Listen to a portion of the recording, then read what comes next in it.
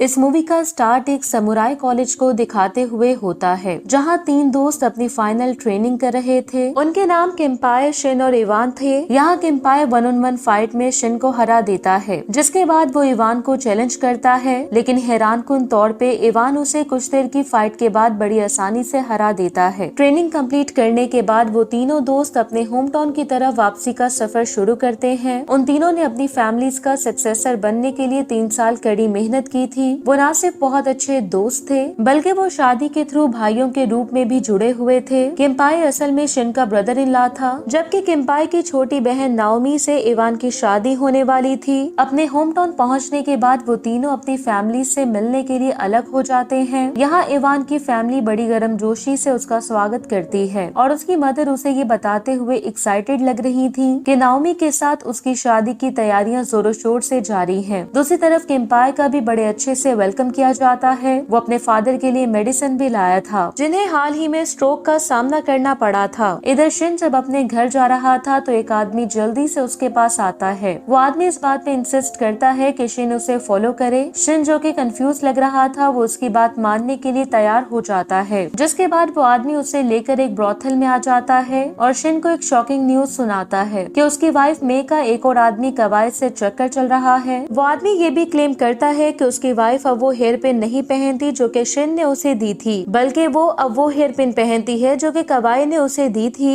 ये सब कुछ जानने के बाद शिन गुस्से से पागल हो जाता है और सच्चाई जानने के लिए घर की तरफ भागता है। वो जब घर पहुंचता है तो मे ने वही पिन पहनी हुई थी जिस तरह की पिन उसे उस आदमी ने बताई थी। इस धोखे के कारण शिन का दिल चकनाचूर हो जाता है। वो इस धोखे की पेन को बर्दाश्त नहीं कर सकता था, इसलिए वो एक मुश्किल कदम उठाता है और अपनी कटाना सॉर्ट से मे को मार डालता है। कुछ देर के बाद किम्पाय को शिन के सर्वेंट की तरफ से ये भयानक न्यूज मिलती है कि शिन ने उसकी छोटी बहन को मार डाला है। गुस्से से भरा हुआ किम्पाय शिन के घर की तरफ भागता है, जहाँ उसकी बहन लाइफलेस पड़ी हुई थी। जैसे ही वो शिन से इस बारे में बात करता है तो गुस्सा उसके अंदर उबलने लगता है। वो उससे ये पूछना चाहता था कि उसने मे के खिलाफ ऐसी संगदिलाना हरकत क्यों की है। शिन उसे मे के अफेयर के बारे में बताता है। ये सुनकर किम्पाय को और ज्यादा गुस्सा आता है। उसे ये महसूस होता है कि शिन ने सीधे तौर पर मे से सच्चाई जानने की बजाय एक शराबी और अजनबी की बातों पे एतबार करके लापरवाही वाला काम किया था। इससे पहले कि ये सिचुएशन काम डाउन होती, शिन के अंकल घर से बाहर निकलते हैं और शिन को दोष देने के लिए वो किम्पाय की बात से एग्री नहीं करते। जैसे ही टेंशन बढ़ती है तो शिन के अंकल किम्पाय पे अटैक के लिए आगे बढ़ते हैं। किम्पाय तेजी से रिएक्ट करते हुए अपनी स्वॉर्ड निकालता है और शिन के अंकल को मार डालता है। शिन ये देख के शॉक हो जाता है कि किम्पाय ने उसके अंकल की जान ले ली थी। शिन इसके रिस्पॉन्स में मे की चीटिंग के सबूत दिखाता है और ये वही हेयर क्लिप था जो शिन के अंकल ने उसे धोखे के प्रूफ के तौर पे दिया था। लेकिन किम्पाय ये क्लैरिफाई करता है कि ये हेयर क्लिप तो काफी दिनों से खोया हुआ था और हकीकत में वो इसे बड़ी बेताबी से ढूंढ रही थी। जबकि शिन को कॉलेज से वापस आने पर उसका वेलकम करने के लिए उसे दूसरा क्लिप मार्केट से कुछ दिन पहले ही खरीदा था, इस उम्मीद के साथ कि वो अपने पति के लिए सुंदर दिखे।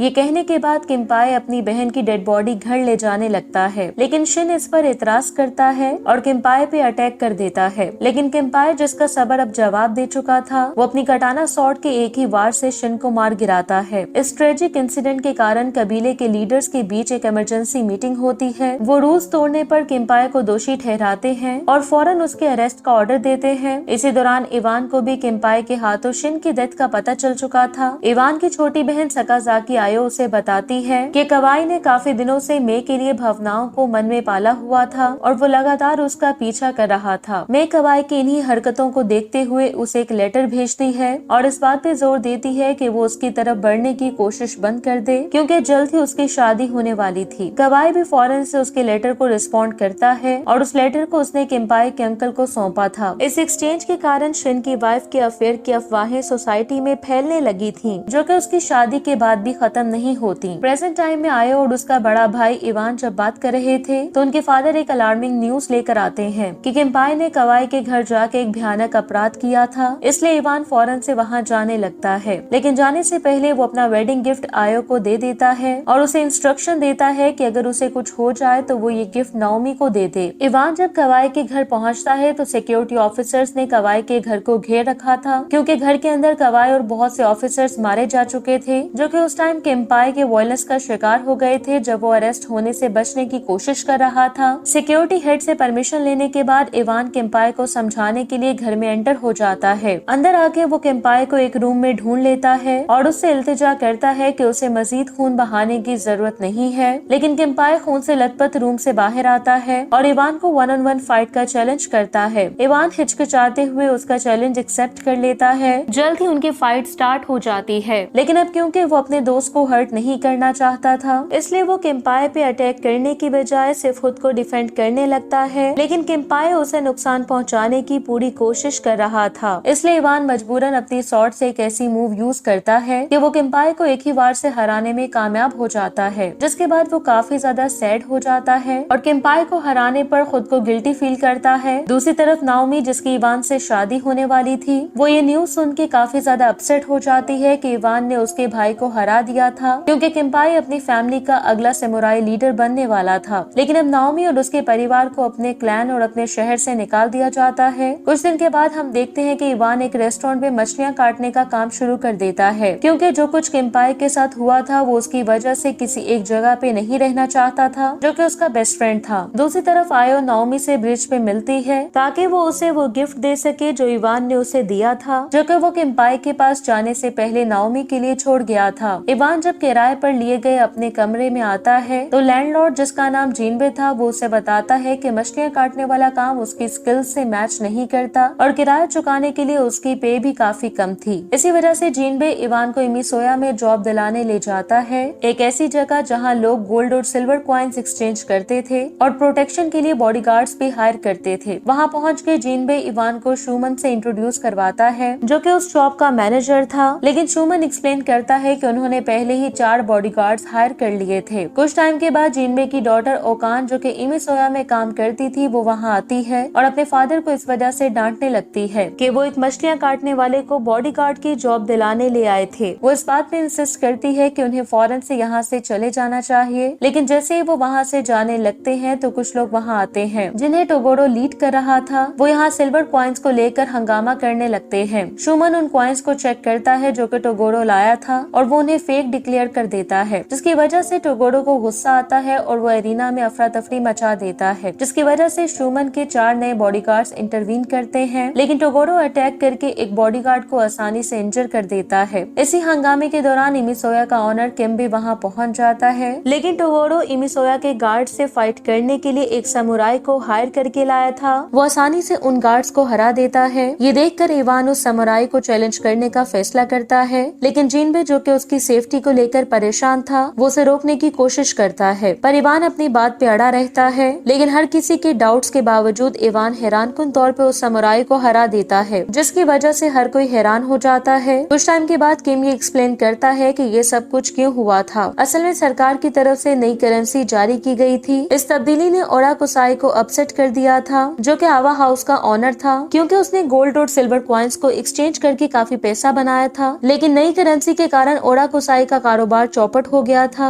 इसलिए वो और उसका ग्रुप सरकार के इस प्लान को रोकना चाहते थे, जिसके लिए उन्होंने नई करेंसी की वैल्यू कम कर दी थी और इसी वजह से ही वो इमिसोया को भी टारगेट कर रहे थे, जो कि गवर्नमेंट को सपोर्ट कर रहे थे। ये बताने के बाद किम इवान को अपने बॉडीगार्ड की जॉब ऑफर करता है। अच्छी जॉब अपॉर्चुनिटी होने के कारण इवान खुशी खुशी इस जॉब को एक्सेप्ट कर लेता है। अगले दिन ओकान इवान से मिलती है और बॉडीगार्ड के तौर पे उसकी नई जॉब को एक्सप्लेन करती है। वो उसे वर्किंग आवर्स के बारे में बताती है, उसकी पे कितनी होगी और ये भी कि उसे जॉब के दौरान क्या क्या करना होगा। इवान को रिवॉर्ड के तौर पे किम की तरफ से कुछ पैसे भी मिलते हैं। इमिसोया में कल रात उसने जो बहादुरी दिखाई थी उसके लिए उसी शाम इवान इमिसोया के 2 बॉडीगार्ड से बात करता है, जिनके नाम कारोया और आयोरी थे। वो उन्हें टोगोरो पे नजर रखने का कहता है, जो कि अक्सर जुए के अड्डे जाया करता था। इवान उनसे कहता है कि अगर इस दौरान उन्हें कोई इम्पोर्टेंट चीज मिली तो वो इसके लिए उन्हें पे करेगा। वो दोनों फौरन से इसके लिए मान जाते हैं और उस जुए के अड्डे पर नजर रखना शुरू कर देते हैं, जिसे ओराकुसाई मैनेज करता था। कुछ टाइम के बाद कारोया इवान के लिए एक न्यूज भेजता है कि टोगोरो 2 सामुराई से मिला है, जो कि उसी रात इमिसोया पे अटैक करने की प्लानिंग कर रहे थे। लेकिन कारोया जब ये सब कुछ सुन रहा था तो कोई उसे देख लेता है और वो बड़ी मुश्किल से ही वहाँ से बच के निकल पाया था। कुछ टाइम के बाद आयोरी भागता हुआ इवान के पास आता है, ये बताने के लिए कि इन्वेस्टिगेशन के दौरान कारोया को चोट लगी थी, इसलिए टाइम वेस्ट किए बिना इवान फौरन से किम के पास जाता है और उसे सारी बात बताता है कि आवा हाउस के लोग जुए के अड्डे से फेक कॉइन्स खरीद रहे हैं और टोगोरो उसी रात इमिसोया सोया पे अटैक की प्लानिंग भी कर रहा था। दूसरी तरफ नाओमी एक बीच के किनारे चट्टान पे अकेली खड़ी थी और इवान का वेट करते हुए वो होपलेस दिखाई दे रही थी, जो कि वहाँ नहीं आया था। साथ ही वो अपनी फैमिली की सैडनेस से भी परेशान थी, खास तौर पे इसलिए क्योंकि वो अपने फादर के लिए मेडिसिन भी अफोर्ड नहीं कर सकते थे। जैसे ही रात होती है तो किम, जो कि इवान के पास्ट के बारे में जानता था, वो ये सजेस्ट करता है कि उसे अपने होम टाउन वापस लौट जाना चाहिए। लेकिन अगर इवान इनकार करेगा तो वो इस बात की तरफ इशारा करता है कि फिर उनकी डेस्टिनी एक होगी। तभी अचानक से दो समुराई जिन्हें टोगोरो लीड कर रहा था वो वहाँ पहुँच जाते हैं। वो समुराई इवान पे अटैक कर देते हैं, जबकि दूसरी तरफ से टोगोरो शिन पे अटैक करता है। लेकिन इवान इंटरवीन करता है और पीसफुली उसे वहाँ से जाने की एडवाइस करता है, पर टोगोरो इवान की बात को इग्नोर करके उस पे अटैक कर देता है और एक टफ फाइट के बाद इवान टोगोरो और उसके एक समुराई को हरा देता है। जल्द ही सिक्योरिटी ऑफिसर भी अटैकर्स को पकड़ने के लिए वहाँ पहुँच जाते हैं, लेकिन बदकिस्मती से इवान इस फाइट के दौरान इंजर्ड हो गया था, इसलिए ओकान उसके जख्मों की देखभाल करती है। ट्रीटमेंट के दौरान इवान उसे अपने उदास माजी के बारे में बताता है, जिसमें उसकी लव स्टोरी भी शामिल थी, और वो ये भी एक्सप्लेन करता है कि नाओमी के भाई की डेथ के बाद वो नाओमी को क्यों नहीं देख पाया था। कुछ दिन के बाद बहुत से लोग इमिसोया आते हैं, जो कि अपने साउदर्न सिल्वर कॉइन्स को गोल्ड कॉइन्स से एक्सचेंज करना चाहते थे, जिससे साउदर्न सिल्वर कॉइन्स की वैल्यू गिर जाती है। असल में ओडाकुसाई जानबूझ के साउदर्न सिल्वर कॉइन्स को कम रेट पे बेच रहा था, जबकि इमिसोया उन्हीं कॉइन्स के लिए ज्यादा रेट की ऑफर कर रहे थे। ज्यादा पैसों का मुनाफा कमाने के लिए लोग आवा हाउस से साउदर्न सिल्वर कॉइन्स खरीदना शुरू कर देते हैं और इमिसोया पे बेचने लगते हैं, जिससे किम को भी अब रियलाइज हो चुका था कि ये चीज तो इमिसोया को दिवालिया कर देगी, क्योंकि साउदर्न सिल्वर कॉइन्स की वैल्यू मुसलसल गिर रही थी। लेकिन फिर भी उन्हें गवर्नमेंट रूल्स को फॉलो करते हुए साउदर्न सिल्वर कॉइन्स कम कीमत पे ही खरीद के ज्यादा कीमत पे बेचना पड़ रहे थे। अगले दिन बहुत से लोग आवा हाउस पे साउदर्न सिल्वर कॉइन्स खरीदने आते हैं, लेकिन वो इतने ज्यादा कॉइन्स खरीद लेते हैं कि आवा हाउस के पास अब असली कॉइन्स की शॉर्टेज हो जाती है, इसलिए वो उनमें फेक कॉइन्स मिक्स करने लगे थे। कुछ टाइम के बाद एक हाई रैंकिंग प्रोस्टिट्यूट कॉइन्स खरीदने आती है, लेकिन तभी सिक्योरिटी ऑफिसर जाके नकली कॉइन्स की खोज कर लेते हैं, इसलिए उस शॉप के मैनेजर को अरेस्ट कर लिया जाता है, जबकि ओडाकुसाई बच के भाग जाता है। उसी शाम वो लोग जिन्होंने कॉइन्स खरीदे थे वो किम के घर इकट्ठे होते हैं, जहाँ इवान भी मौजूद था, और वो इवान का ही प्लान था जिसे वो लोग फॉलो कर रहे थे ताकि वो ओडाकुसाई को अरेस्ट कर सके। हालांकि जो लोग भी आवा हाउस पे काम करते थे वो अरेस्ट हो चुके थे, लेकिन ओडाकुसाई अभी भी आजाद था। मीटिंग के बाद ओकान इवान से मिलती है और उसे कहती है कि इमिसोया के प्रॉब्लम्स अब सॉल्व हो चुके हैं, इसलिए वो उसे नाओमी से मिलने का कहती है, जो कि उसका इंतजार कर रही थी। वो बात कर ही रहे थे कि तभी अचानक से एक समुराई आके ओकान को होस्टेज बना लेता है। वो समुराई असल में ओडाकुसाई के लिए काम कर रहा था, जो कि यहाँ इवान को उसका बिजनेस बर्बाद करने के लिए ब्लेम करता है। इसलिए जब ओडाकुसाई उस समुराई को इवान पे अटैक का ऑर्डर देता है तो वो इवान पे अटैक करने की बजाय ओडाकुसाई को ही मार डालता है, क्योंकि ओडाकुसाई के पास अब उसे देने के लिए कुछ नहीं बचा था। इसके बाद वो समुराई इवान पे भी अटैक कर देता है ताकि वो इवान के हाथों मारे जाने वाले अपने साथियों का बदला ले सके, और उसे मारने के बाद वो इमिसोया से काफी पैसा बना सकता था। लेकिन इवान एक जबरदस्त फाइट के बाद आखिर में उसे हराने में कामयाब हो जाता है। अगले दिन इवान अपने टीचर से मिलने समुराई कॉलेज आता है। वो जल्द न आने के लिए अपने टीचर से अपोलोजाइज करता है। थोड़ी देर बात करने के बाद उसका टीचर उसे प्रैक्टिस के लिए इनवाइट करता है। प्रैक्टिस के दौरान इवान को उसका टीचर बड़ी आसानी से हरा देता है,